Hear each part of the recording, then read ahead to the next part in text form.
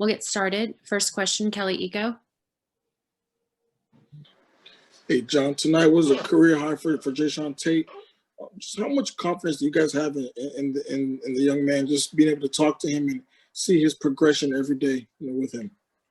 Good thing about Tate is, man, he works hard every day, extremely hard. And like we told him, man, take the role of kind of like PJ does, shoot corner threes. When they're there, we trust you in those. And when you catch the ball on the slide or you're in transition, we know you had the ability to drive and kick to find shooters.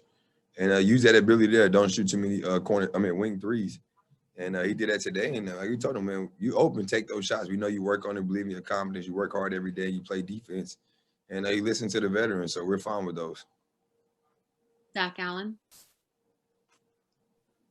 Hey, John.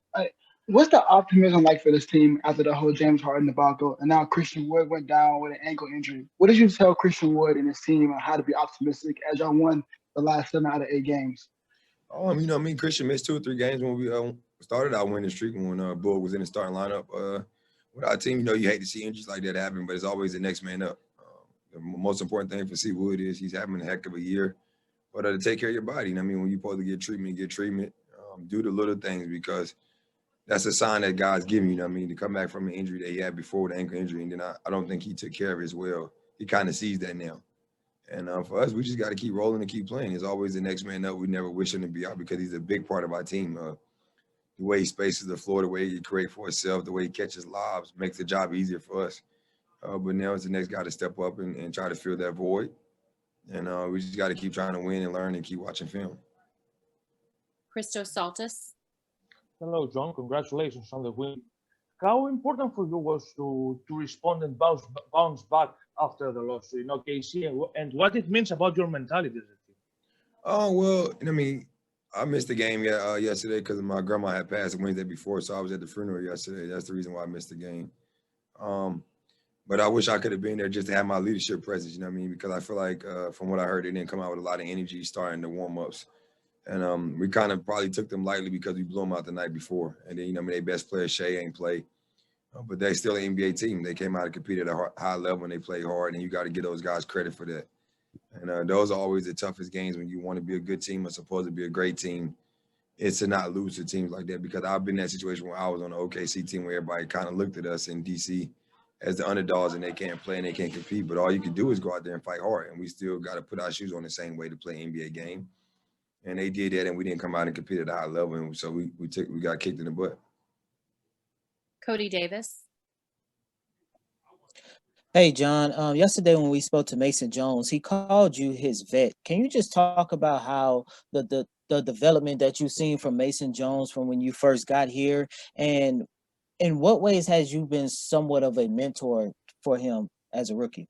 Well, Mason's a scorer. I watched him a lot when he was at Arkansas. He could score the ball at a high level, and he could shoot the ball with confidence. My job for him is if he's going to be a backup point guard in this league or get minutes is we know he can score. He got to be able to create for other guys at times and also defend at a high level. That's the problem that most people say is he probably can't defend. So I challenge him every day to get better defensively and also to get better on the offense end of running his team, get him into sets that he wants to. Like I told him, we know you can score, but when you're a second or third option or fourth option as a point guard to get on the court, we probably don't need too much scoring. We need a guy to go in there to control the game, take open shots when they're there, and just do the little things and communicate. And I think he's been doing a great job of that. I like him a lot. I respect his game a lot. He backs down for nobody. He has a lot of confidence, and that's something I can respect from a young player. It's just a way to have that respect, but don't overstep your boundaries because you don't have no reputation in this league yet. And I think he kind of understand that, and he's working hard every day to keep trying to get minutes. Jonathan Fagan. Hi, John. My condolences. Your job as a point guard, beyond whatever scoring or playmaking on any particular possession, how much do you view on this team is just to sort of direct things and organize and sort of keep the offense executing, even if it's not yourself on the drive or the shot, just to sort of be the kind of conductor out there?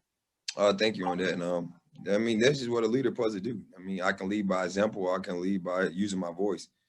And a lot of times I just try to tell guys what I see, even when I'm not in the game or when I'm in the game. I just try to control the game as much as I can. I try to watch a lot of film to see how teams are guarding us and different things. But like for me, it's not about scoring every night. You know what I mean? I can control the game by getting assists, getting steals, getting blocks, or just defending my guy on a high level and making the game tough for him. And that's what my job is for this team. I feel like now I'm the franchise guy since James has left. And you very rarely get an opportunity to be a franchise in 2 different cities and 2 different teams. I was on with one team for 10 years. And I feel like that's my job to be the leader of this team. And like I said, I don't have to be leading scorer for our team. I don't have to take the most shots.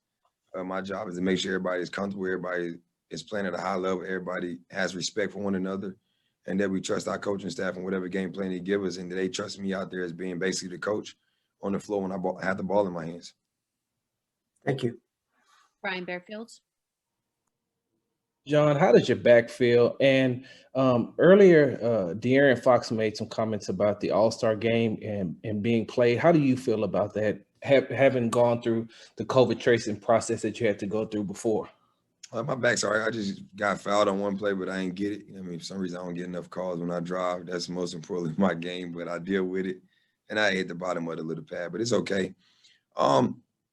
It's kind of interesting. You know what I mean? It's a lot of stuff that we got to deal with ups and downs and not knowing when we can play. We're getting COVID, testing positive. We're also getting contact tracing. So I think it's kind of a force. I mean, but, you know, we all understand it's a business and what they're doing it for and what they're trying to get out of it. I really don't care for it. If I make the game, I'm happy with it. If I don't, okay. My job is to try to lead this team and try to get us in the playoffs. But I think it's going to be a little force, you know what I mean, to try to get there the day before, then play the next day and get out. I mean, that's not really an all-star weekend. You know, I mean, we used to having a whole weekend of festivities and having fans. But I understand what the NBA is doing, and I respect everything that Chris Paul does as our president and whatever decision he comes up with, and what Adam Silver does, because I feel like those two are great guys and great leaders for our league and what they have. But also getting us into the bubble last year and conducting that the right way for letting us play, and then also getting us the opportunity to play this year. So I don't really agree with it, but I respect those two guys' decision. I feel like whatever they come up with, they have the best interest at heart for the NBA and also us as the players. Thank you. Thank you, John. We appreciate Thank you. it. Y'all have a great night. You too.